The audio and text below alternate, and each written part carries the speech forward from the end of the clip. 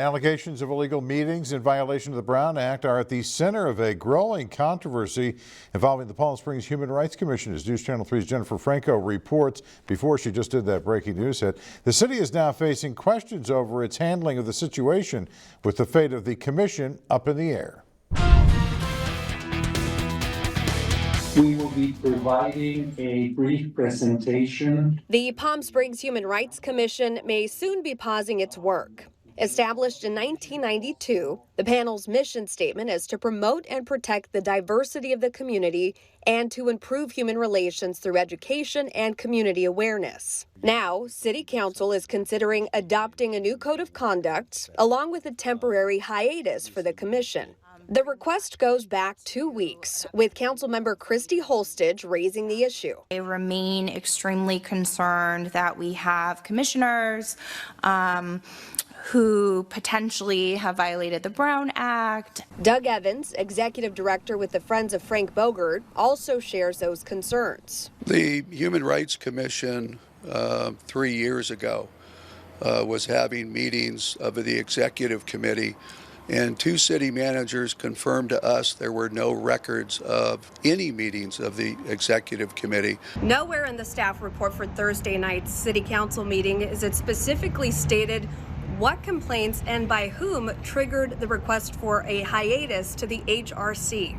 I reached out to the city for clarification, and a spokesperson tells me there's nothing further to add until council gives direction.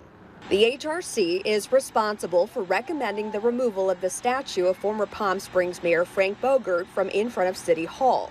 Its report cites Bogert's involvement in the eviction of families from a neighborhood known as Section 14 back in the 60s. The city has now admitted the Human Rights Commission report, the monument report, was not accurate by posting accurate documents on its website recently.